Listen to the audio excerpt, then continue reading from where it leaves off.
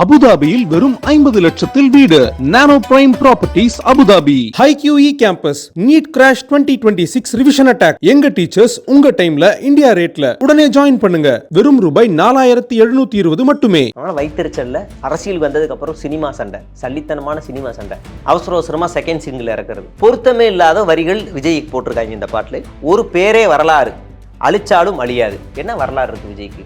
நீ தூரம் நின்னா ஒரு இனமே வாழும். நல்லதுதான். தயவு செய்து சினிமாவோட சினிமாவிலே நின்றுங்க, நாங்கள் பார்த்துக்கிறோம் தமிழ்நாட்டை. நீ தூரம் போனால் எங்கள் உயிரே போயிடுன்னு. அவன் ஒரு தனி மனுஷன், சொல்ல முடியாது. சரத்குமார் மாதிரி கட்சியை கழிச்சிட்டு திமுகவிலே கூட வந்து சேர்ந்துருவார் இவர்.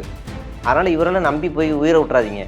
இவர் சாதாரண ஆள். முடியாது இந்த ரத்த கதையேன்னு வருது, பொருத்தமான வார்த்தை. அதனால் ரத்த கரைக்கு பஞ்சமே இல்லை இந்த கூட்டத்தில். அந்த கூட்டத்தை விஜயாலே கண்ட்ரோல் பண்ண முடியல, சொந்த நிர்வாகிகளாலே கண்ட்ரோல் பண்ண முடியல. இந்த 3 வருஷத்தில் எந்த போராட்ட களத்தில் விஜய் இருந்தார்? ஒன்றும் கிடையாது. அப்போ இவர் ஒரு டுபாகூர், ஒரு காமெடி ஆக்டருக்கு நெருப்புடா நெருங்குடா பாட்டை போட்டால் எப்படி இருக்குமோ, ஒரு சாதாரண ஒரு காமெடியான ஒரு ஆக்டருக்கு ஒரு மாஸ் பாட்டு, வா நெருங்கி வா, அந்த அசுரன் பாட்டை போட்டால் எப்படி இருக்குமோ, சிரிப்பு சம்மந்தமே இல்லாமல் இருக்குமோ, அப்படி தான் இந்த விஜய்க்கு இந்த பாட்டு இருக்குது. ஒரு காமெடி ஆக்டருக்கு இப்படி ஒரு மாஸ் பாட்டை போட்டு இப்படி போட்டு வச்சுருக்காங்க. அப்படி தான் இந்த பாட்டு இருக்குது. அரசியலுக்கு தகுதியற்றவர். சினிமாவில் என்ன கோமாளிதனை வேணாலும் பண்ணிக்கோங்க. 50க்கும் மேற்பட்ட உலக நாடுகளில் 100 கோடிக்கும் அதிகமான ஆகாயம் தமிழ் பார்வையாளர்களுக்கு பேரன்பும் திருநன்றி. ஆகாயம் தமிழ் நேயர்களுக்கு வணக்கம். இன்னைக்கு நம்ம கூட பத்திரிகையாளர் திரு சே அவர்கள் தான் இருக்காங்க. வணக்கம் பிரதர். வணக்கம். நேற்று ஜனநாயகன் படத்துடைய செகண்ட் சிங்கிள் ரிலீஸ் ஆயிருக்கு. ஆமாம். கரூர் சம்பவத்துக்கு அப்புறம் ஜனநாயகன் படத்துடைய முதல் பாடல் ரிலீஸ் ஆனப்பவே பல்வேறு சர்ச்சைகள் இருந்துச்சு. ஏன்னா அந்த பாடலில் கரூர் சம்பவத்தை மையப்படுத்தி ஒரு சில காட்சிகள் வைக்கப்பட்டிருக்கதா பல குற்றச்சாட்டு வச்சிருந்தாங்க. இப்போ 2வது சிங்கிளுமே ஒரு சில குற்றச்சாட்டுகள் சொல்றாங்க. இந்த விஷயத்தை நீங்க எப்படி பாக்குறீங்க? ஃபர்ஸ்ட் இந்த பாட்டு அறபரியா டக்குன்னு 2 நாள் முன்னாடி தான் நினைக்கிறேன் திடீர்னு இந்த செகண்ட் சிங்கிள் வரப்போகுது அப்படின்னு அறிவிச்சாங்க. இதுக்கு என்ன காரணம் அப்படின்னா, வைத்தறிச்சல் இதில் வள்ளுவர் கோட்டத்தில் பராசக்தியோட படத்தோட கண்காட்சி நடக்குது. அது ஒரு வரலாற்றில் ஏதோ ஒரு முக்கியமான சீன் அதில் இருக்கு போல். அதனால் போராட்டங்கள் நிறைந்த ஒரு படமாக இருக்கிறதுனால அந்த சீன் அதில் வைக்கிறாங்க. உடனே கண்காட்சி வச்சோடனே அது டாமினேட் பண்ணணும். அதனால் வைத்தறிச்சலில் அரசியல் வந்ததுக்கப்புறம் சினிமா சண்டை, சல்லித்தனமான சினிமா சண்டை, நம்ம படம் போயிடணும்னு அவசர அவசரமாக செகண்ட் சிங்கிள் இறக்குறது. செகண்ட் சிங்கிள் இறக்கி ஏதாவது சாதிச்சிடணும். அதனால தான் அந்த கூட்டத்தில் கூட வள்ளுவர் கோட்டத்தை பாருங்கள், வள்ளுவர் கோட்டத்தை காட்டுற அக்கறை இங்கே காட்டுங்கன்னு தற்கூரித்தனமாக பேசுகிறது. உலகத்திலேயே வள்ளுவருக்கு பெருமை சேர்க்கிறத தடையாக சொன்ன ஒரு நவீன சங்கி இது தான். வள்ளுவருக்கு அறிவு திருவிழா நடத்தக்கூடாதா? வள்ளுவர் கோட்டத்தில் மாணவர்கள் இளைஞர்களுக்கு அறிவு திருவிழா, அறிவு சார்ந்த புத்தகங்கள் கொடுக்கக்கூடாதா? ஒரு நிகழ்ச்சி நடத்தக்கூடாதா? நிதி ஒதுக்கக்கூடாதா? வேறு எதுவுமே உனக்கு கம்பேர் பண்ண இல்லையா? வள்ளுவர் மேலேயே உனக்கு கோவம்? ஏன்னா சங்கிகள்லாம் வள்ளுவருக்கு காவி பூசினாங்க. இப்போ நீ அதை தான் பண்ணுறீங்க. 2 ஒன்று தான். இப்போ அந்த வரிகள் நம்ம பேசுவோம். வரிகள் எழுதி வச்சுருக்கேன், ஃபோன் எடுத்துக்கிறேன். கூல் சுரேஷுக்கு வராரு அப்படின்னா ஒரு பாட்டு யோசிப்போம். அவர் ஒரு காமெடி ஆக்டர். நான் ஒரு கொச்சப்படத்தில் ஒரு காமெடி ஆக்டர். இப்போ அவர் வராரு அப்படின்னா நெருப்புடா நெருங்குடா பார்ப்போம் அப்படின்னா அந்த பாட்டை அவருக்கு சிங்க் ஆகுமா? ஆகாது. அப்போ அவருக்குன்னு பொருத்தமான ஒரு பாட்டை எழுதணும். ஒரு காமெடியான ஆக்டர், வேறு ஏதாவது ஒரு காமெடியான ஆக்டர் அவர் வரும்போது இன்னும் ஒரு மாஸான ஒரு பாட்டு, ஏதாவது ஒரு மாஸ் பாட்டு வருதுன்னு வச்சுக்கோங்களேன். வரான் பாரு வேட்டைக்காரன், இல்லை அது மாஸ் பாட்டு இல்லை, வேறு ஏதாவது ஒரு பாட்டு, சரிங்களா? அப்படி ஏதாவது ஒரு பாட்டு வருதுன்னா போட்டால் சிங்க் ஆகுமானா ஆகாது. அந்த மாதிரி பொருத்தமே இல்லாத வரிகள் விஜய்க்கு போட்டிருக்காங்க இந்த பாட்டில். என்ன சம்மந்தமெல்லாம் பாட்டை போட்டிருக்காங்க அப்படின்னு தான் இருக்குது. என்னென்னா, ஒரு பேரே வரலாறு, அழிச்சாலும் அழியாது. என்ன வரலாறு இருக்குது விஜய்க்கு? எத்தனை போராட்டத்தை தலைமை தாங்கி நடத்தினார்? எத்தனை போராட்டத்தில் உண்ணாவிரத போராட்டம் இருந்தார்? எப்போ சட்டமன்றத்தை முற்றுகையிட்டார்? எப்போ ஆளுநர் மாளிகையை முற்றுகையிட்டார்? எப்போ சாலை மறியலில் ஈடுபட்டார்? இல்லை சரி, சினிமா துறையில் கூட அவர் என்னையாவது போராட்டம் பண்ணி சாதிச்சிருக்காரா? விஜய் இந்த விஷயத்துக்காக போராடி சாதித்தார். சென்சார், பெண்கள் பாதுகாப்பு, சினிமாவில் சரி பெண்களுக்கு எவ்வளோ அநியாயம் நடக்குது அதுக்கே கேட்க துப்பு இல்லாதவர் இங்கே ஆட்சிக்கு வந்தாலும் பெண்களுக்கு பாதுகாப்பு கொடுப்பாரு. காதை பொத்திட்டு வாயை பொத்திக்கிட்டு இருப்பார். என்ன வரலாறு? அப்பா தயவில் உள்ளே வந்தீங்க, எந்த நோகாமல் உள்ளே வந்தீங்க, காலேஜ் ட்ராப் அவுட்டு, எல்லாமே தயவில் வந்தீங்க, கஷ்டப்படாமல் நோகாமல் வந்தீங்க. இது நாங்கள் சொல்லலை, அவரே சிவகாசி பட ஷூட்டிங்கில் இன்டர்வியூவில் சொன்னார். நான்லாம் எந்த கஷ்டமும் படலை அப்படின்னு சொன்னீங்க. அப்போ என்ன வரலாறு இருக்குது? நீங்கள் பைசன் படத்தில் அப்பா கேரக்டரில் வருவார்ல, பசுபதி, அவருடைய இன்டர்வியூ ஒன்று பார்த்தேன். ரொம்ப ஒல்லியாக இருக்காரு. அப்போ ஒரு தன்னுடைய வாழ்க்கையினுடைய எதிர்காலத்தை பற்றி பயத்தோடு வெளிப்படுத்துகிறாரு. நான் என்ன செய்வேன், என்னோட எதிர்காலத்தை பற்றி பயமாக இருக்குது அப்படின்னு. அப்போ இப்போ அவர்கிட்ட அந்த வீடியோ காமிச்சு கேட்குறாங்க. அப்போ அவர் சொல்கிறாரு, அது 1995 இருந்தது. அப்போ அவர் கொஞ்சம் ஸ்டன்னாக நிற்கிறாரு. அன்னைக்கு எனக்கு ஒரு மாதிரி இருந்தேன். அந்த மாதிரி கஷ்டப்பட்டேன்னு சொல்கிறதுக்கு ஏதாவது ஒன்று இருக்கா விஜய்க்கு? பல நடிகர்களை சொல்ல முடியும் நம்மளால். விஜய் சேதுபதி சொல்ல முடியும். புதுப்பேட்டையில் பின்னாடி ரோல் இருந்தார், அவ்வளோ கஷ்டப்பட்டேன். அவர் நிறைய சொல்லியிருக்காரு. நான் அதை கஷ்டம்னு கூட சொல்ல மாட்டார், நான் ட்ரெயின் பண்ணிக்கிட்டேன் என்ன அப்படின்னு தான் சொல்லுவார். அந்த மாதிரி ஏதாவது ஒரு வரலாறு இருக்கா விஜய்க்கு? ஒன்றுமே கிடையாது. அப்போ இந்த முதல் லைனே தப்பு. மண்டையிலே கொட்டணும், யார் எழுதுனருன்னு தெரில. முதல் லைனே தப்பு. வினோத்து கூட சொல்லியிருக்கலாம். முதல்லாம் படத்துக்கு ப்ரொடியூசர் இல்லாமல் அலைஞ்சிருப்பார். பரவாயில்ல, நீங்கள் கூட கஷ்டப்பட்டீங்கன்னு. இவரெல்லாம் கஷ்டமே படலைங்க. அப்பா அம்மா தயவில் உள்ளே ஓடியான்ட்டார். 3 பேர் சேர்ந்து படம்லாம் நடிச்சிருக்காங்க. அதனால் எந்த கஷ்டமும் இல்லை. அடுத்து, நம்ம மக்கள் நினைக்காம ஒரு மாற்றமும் பிறக்காது. அது எங்களுக்கு தெரியும். நீங்கள் சொல்லி தான் எங்களுக்கு தெரியுமா? அது எங்களுக்கு தெரியும். முதல்ல நீங்கள் எப்போ மக்கள் பக்கத்தில் நின்றுருக்கீங்க? இவர் புதுசாக சொல்கிறாரு, உன் பேரை கேட்டால் உடல் உறைஞ்சு போகும். விஜய் உறைஞ்சிருச்சா கேமராமேன்? உங்களுக்கு உங்களுக்கு எனக்கெல்லாம் உரையலை. விஜய் உங்களுக்கு விஜய் உரையலை. சாதாரண பேர் தான். பேர் என்ன? ஜெபக்குமார். அப்போ அப்படி தான் இருக்குது. பேர் எதுலேயும் இல்லை, டெரரான பேர். இல்லை Vijay, Joseph Vijay. Full name கூட சொல்லுவோம், ஜோசப் விஜய். உரைதா? இல்லை. அப்போ உரையலை, தப்பான வரி. ஓகே. அடுத்து, நீ தூரம் நின்னா ஒரு இனமே வாழும். நல்லது தான். தயவு செய்து சினிமாவோட சினிமாவிலே நின்றுங்க, நாங்கள் பார்த்துக்குறோம் தமிழ்நாட்டை, தூரமாகவே நில்லுங்க. இது ஒரு பொருத்தமான லைன். அடுத்த லைன் தான் கேவலமாக இருக்குது. நீ தூரம் போனால் எங்கள் உயிரே போகும். இது அந்த பொண்ணு எழுதியிருக்கும்னு நினைக்கிறேன். நேற்று ஈரோடு போச்சுல்ல ஒரு பொண்ணு, விஜய்க்கு மட்டும் ஓட்டு போடலாம், என் குடும்பத்தில் 9 பேர் இருக்காங்க, விஷம் வச்சு கொண்டுருவேன் எல்லாரையும் இருந்துச்சுல்ல, அது எழுதியிருக்கும்னு நினைக்கிறேன். இல்லைனா போன வாட்டி ஒரு பொண்ணு பாண்டிச்சேரிக்கு போச்சு, எங்கள் வீட்டில் இத்தனை பேர் இருக்காங்க, அவங்களாம் மதிச்சா என்ன, நான் வேலையை விட்டு வரேன், அப்படி யாராவது அணில் குட்டி ஏதாவது ஒரு லைன் எழுதி கொடுத்துருக்கோம். நான் லயலாமணி எழுதி கொடுத்துருப்பான்னு நினைக்கிறேன்.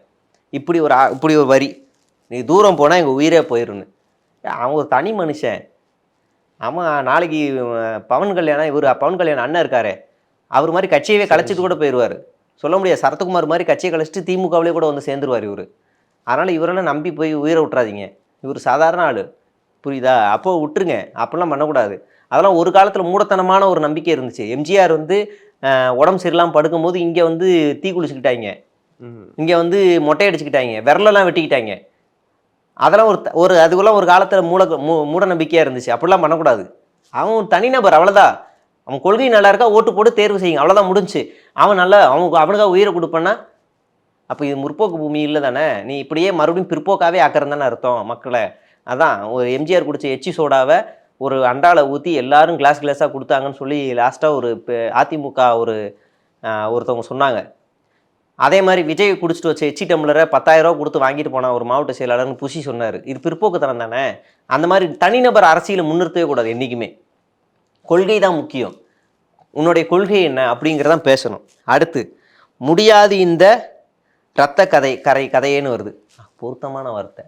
ஏன்னா நேற்று கூட ஈரோட்டில் ஒருத்தன் மேலே ஏறிட்டான், இறங்குடா தம்பி இறங்குடா, முத்தம் கொடுத்தாதான் இறங்குவேன். அவன் கூட நான் போயிட்டு, ஆமாம், நான் கூட நினச்சிட்டேன் அவன் கூட இந்த நமோதியா திட்டத்துக்காகவோ இல்லை 100 நாள் வேலை திட்டத்துக்காகவோ இல்லை திருப்பரங்குன்றத்துக்காகவோ பேச போகிறான் போல நினச்சேன். முத்தம் கேட்குறான் மேலே போய், கொடுக்குறேன்டா இறங்குடா அப்படின்னோடனே இவர் அவ்வளோதான். அப்போ அவன் இறந்துட்டு இருந்தானா? அது மட்டும் இல்லை, விஜய் வீட்டுக்கு போகும்போது என்னை ஃபாலோ பண்ணாதீங்கன்னு சொல்லிட்டு போகிறாரு. பின்னாடியே போய் 5 பெண்கள் உட்பட 10 பேர் ஒருத்தர் மேலே விழுந்து அடிபட்டு ரத்தக்கரை. அங்கேயே விஜய் கார் மோதி ஒரு பெண்ணு கீழே நிலை தடுமாறி விழுந்து மயங்கி விழுகிறாங்க. ஒரு பெண்ணு கூட்டத்திலே மயங்கி விழுகுது. ஒரு ஆள் காலில் வரும்போதே வழிப்பு. அதனால் ரத்தக்கரைக்கு பஞ்சமே இல்லை இந்த கூட்டத்தில். அந்த கூட்டத்தை விஜயாலே கண்ட்ரோல் பண்ண முடியல, சொந்த நிர்வாகிகளாலே கண்ட்ரோல் பண்ண முடியல. இதில் காவல்துறை மேலே பழி. இந்த வார்த்தை வேணால் பொருத்தமாக இருக்கும். களத்தில் இவன் இருக்கும் வரையே இருக்கும் பயமே. யாருக்கு? சரி, எப்போ களத்தில் இருந்தீங்க? எந்த களத்தில் இருந்தீங்க? இந்த 3 வருஷத்தில் எந்த போராட்ட களத்தில் விஜய் இருந்தார்? ஏதாவது ஒரு போராட்டம் அந்த 3 வருஷத்தில்? கட்சி ஆரம்பித்து 2 வருஷம், 2023லேருந்து 25, 2 வருஷம் வச்சுப்போம். 2 வருஷத்தில் விஜய் இந்த போராட்டத்தில் ஆரம்பத்திலிருந்து முடிவு வரைக்கும் இருந்தார், களத்தில் இருந்தார். இல்லை இந்த இன்சிடெண்ட்டில் களத்தில் இருந்தார். களத்தில் இருக்கிறவங்களே வீட்டுக்கு கூப்பிட்றது, இது களத்தில் இருந்தேன் அப்படிங்கிறது. சரி, யாருக்கு பயம்? இவருக்கு பயம். களத்துக்கு போகிறதுனால இவருக்கு பயம். யாருக்கு பயம்? அமித்ஷா மேலே பயம், மோடி மேலே பயம், இங்கே இருக்க எச் ராஜா மேலே பயம். எச் ராஜா மோடிக்கிட்டே அமித்ஷாட்டே போட்டு விட்டுருவாரோன்னு பயம், அண்ணாமலை மேலே பயம். அதனால களத்தில் இவர் இருக்க வரைக்கும் பயப்படுறாங்களா? யார் பயப்படுறா ராஜா? யார் பயப்படுறா? நீங்கள் பனையூரில் இருக்கீங்களா இல்லையானே கட்சி ஆளுங்களுக்கே தெரியாது. உங்கள் வீட்டுக்குள்ளே இருக்கீங்களா இல்லையானே கட்சி ஆளுங்களுக்கே தெரியாது. செக்யூரிட்டி தாங்க தெரியும். அந்த டோர் லைட்டாக அண்ணா தலைவர் இருக்காரா சொல்ல முடியாது, போடா அண்ணன்னு திரும்ப. அண்ணா நான் மாவட்ட செயலர் இருந்துட்டு போ. அண்ணா நான் அவர்கிட்ட பேசியிருக்கேன் இருந்துட்டு போ. ஆனால் அவர்கிட்ட ஃபோட்டோ எடுக்கிறேன் இருந்துட்டு போ. அவ்வளோதான் மரியாதை. டோர்கிட்ட இருந்து இன்னும் கான்வர்சேஷன் நடக்கும். அப்போ இவர் களத்தில் என்னைக்கு இருந்திருக்காரு? ஒன்றும் கிடையாது. எந்த மலைக்கு இவர் முட்டியை இவ்வளோ தூரம் பேண்ட்டை மடிச்சுட்டு வந்து இறங்கி வேலை செஞ்சுருக்காரு? ஒன்றும் கிடையாது. அப்போ இவர் ஒரு டுபாகூர் நம்பர் 1 இவர் வச்சுக்கலாம். யாருக்குமே தெரியாது. புசியே அந்த வீட்டுக்குள்ளே போக முடியாது. தம்பி ஊட்டாண்ட வந்துக்கிறேன், கதவு தர இரு, தலைவர் ஃபுல்லாக ஃபோன் பண்ணிட்டு சொல்கிறேன் அவர் நல்ல மூடில் இருக்காரு. சரி அப்போ நான் பனையூரில் இருக்கிறேன், இல்லைன்னா அவர் இப்போ மூடு இல்லையா, அப்புறம் வாங்கண்ணா, சரி பனையூரில் இருக்கேன்ப்பா அப்படின்னு போயிடுவார். புசிக்கே அலோடு இல்லை. கேட்டால் களத்தில் இருந்தேன். என்ன களத்தில் இருந்தீங்க? எப்போ களத்தில் இருந்தீங்க? எப்போ போராட்டம் நடத்துனீங்க? அறிக்கை விடுறது பேர் களத்தில் இருந்தீங்கன்னா நானே நல்லா ஜாலியாக அறிக்கை விடுவேன். ஒரு நாளைக்கு 10 அறிக்கை விடுவேன். அப்போ அதுக்கு பேர் களத்தில் இல்லை. அப்போ அதான் நான் முன்னாடி சொன்னது தான். ஒரு காமெடி ஆக்டருக்கு நெருப்புடா நெருங்குடா பாட்டை போட்டால் எப்படி இருக்குமோ, ஒரு சாதாரண ஒரு காமெடியான ஒரு ஆக்டருக்கு ஒரு மாஸ் பாட்டு, வா நெருங்கி வா, அந்த அசுரன் பாட்டை போட்டால் எப்படி இருக்குமோ, சிரிப்பு சம்மந்தமே இல்லாமல் இருக்குமோ, அப்படி தான் இந்த விஜய்க்கு இந்த பாட்டு இருக்குது. ஒரு காமெடி ஆக்டருக்கு இப்படி ஒரு மாஸ் பாட்டை போட்டு இப்படி போட்டு வச்சுருக்காங்க. அப்படி தான் இந்த பாட்டு இருக்குது. அதனால் இதில் டீகோட்லாம் பேசணும், நிறைய பேசலாம். அரசியலுக்கு தகுதியற்றவர். சினிமாவில் என்ன கோமாளிதனை வேணாலும் பண்ணிக்கோங்க. அரசியலுக்கு வரும்போது இவ்வளோ பெரிய விமர்சனங்கள்லாம் நாங்கள் வைப்போம். குறிப்பாக அதில் வார்த்தைகள் எல்லாமே அவர் அரசியலையும் சினிமாவை சம்மந்தப்படுத்தி இருக்கு. வேற வழி இல்லை. அது பொதுவாக எல்லாருமே சினிமாவில் இருந்து அரசியலுக்கு வரவங்க எல்லாருமே வைப்பாங்க. ஆனால் விஜயகாந்த் வைக்கும்போது கூட அதில் ஒரு நியாயம் இருந்துச்சு. அவர் வைக்கும்போது அவர் களத்துக்கு போனார், வேட்டியை மடிச்சு கட்டு விவசாய நிலத்தில் சேத்துக்குள்ளே இறங்கினார், பெண்களுடைய நேரடியாக பெண்களுடைய கனெக்ட் ஆனார். அதுவும் கர்ப்பிணி பெண்கள் அந்த மாதிரியான பெண்கள் கிட்ட போய் அவர் நேரடியாக கனெக்ட் ஆனார். எங்கள் அண்ணன் அப்படின்னு கனெக்ட் ஆனார். காரணம் என்னென்னா அவர் களத்துக்கு போனார். அந்த கூட்டம் அப்படியே ஒரு மாதிரி பண்ணுச்சுன்னு வைங்களேன். டக்குன்னு விஜயகாந்த் என்ன பண்ணார்னா இப்படி டக்குன்னு துண்டர் ஏழு எந்திரி போட அப்படின்றவார். இவர் என்ன பண்ணார்? தம்பி இறங்குப்பா, முத்தந்தரம்பா இறங்குப்பா. இதுதான் விஜய்க்கும் விஜயகாந்துக்குள்ள வித்தியாசம். அந்த வீடியோ இன்னும் இருக்கும். யாருங்க போட எடுத்துனா எரிஞ்சு நான் பார்த்துக்க போட அப்படின்றவார். எல்லாம் பயந்து ஓடிடுவாங்க. விஜயகாந்த் கண்ணு செவக்குதுரா ஓடுறான்ருவாங்க. ஆனால் விஜய் எப்படி? தம்பி முத்தந்தரண்டா இறங்குடா, தம்பி இறங்கடான்னு கெஞ்ச வேண்டிய நிலைமை. ரெண்டுத்துக்கு வித்தியாசம் இருக்குது. விஜயகாந்த் பல போராட்டங்களில் களத்தில் இருந்திருக்காரு. சினிமா துறையில் இருக்கும்போதே பல பிரச்சனைகளை கையாண்டிருக்காரு. சினிமா துறையில் இருக்கும்போது அந்த சங்கத்தினுடைய தலைவராக இருந்து சினிமா துறையில் கடன் இருந்தப்போ அந்த கடனை அடைச்சிருக்காரு. விஜய் என்ன செஞ்சார் சினிமா துறைக்கு? சொன்னால் வெக்கக்கேடு. இருந்த இடம் தெரியாமல் தான் படத்துக்கு மட்டுமே சுயநலத்தோடு இருந்த ஒரு ஆள். தான் டேரக்டருக்கு ஏதாவது ஒரு பிரச்சனைனா கூட குரல் கொடுக்காதவர், தான் ப்ரொடியூசருக்கு ஏதாவது ஒன்றா கூட குரல் கொடுக்காதவர், நான் படத்தில் நடித்த துணை நடிகர்களுக்கோ கதாநாயகிகளுக்கோ ஏதோ ஒரு பிரச்சனைனா கூட குரல் கொடுக்காத ஒரு சுயநலவாதி. அந்த சுயநலவாதி இன்னைக்கு தமிழ்நாட்டை காப்பாற்ற போகிறேன்னு வரும்போது நம்ம நம்ப முடியுமா? அப்போ யாரோ ஏவி விட்ட ஏஜென்ட் தானே இது. அதனால் நம்ம ஐடென்டி பண்ணிக்கிட்டோம். ஓகே, ஏதாவது ஒன்று சொல்லுங்கள், சினிமா துறையில் நான் இதை சாதித்தேன்னு சொல்லுங்கள். ஒன்றுமே இல்லை. கடைசியாக ராஷ்மிகா மந்தனா கூட ஒரு ஸ்டேட்மெண்ட் கொடுத்தாங்க. என்னென்னா, சினிமா துறையில் வேலை செய்கிறாங்கல்ல, செட்டு போடுறவங்க, அதெல்லாம் அவங்களாம் 8 மணி நேரம் வேலை செய்யணும்னு சொல்லி ஒரு ஸ்டேட்மெண்ட் போடுறாங்க. அவங்களுக்கு தொழிலாளர்கள் சம்பந்தமான ஒரு அக்கறை இருக்குது. அந்த நடிகைக்கு ஒரு அக்கறை இருக்குது. அது விஜய்க்கு இருக்கா? இல்லை. எவன் சம்பளம் வாங்கினா எனக்கு என்ன? எனக்கு என் சம்பளம் வரணும், என் ஷார்ட் ஓகே ஆகணும், அவ்வளோதான். இல்லை, இப்போ நீங்கள் சொன்னதை வச்சு சொல்கிறேன். அந்த மாதிரி சுச்சுவேஷனில் இருக்கிறப்போ அவர் சினிமா துறையில் இருந்திருக்காரு.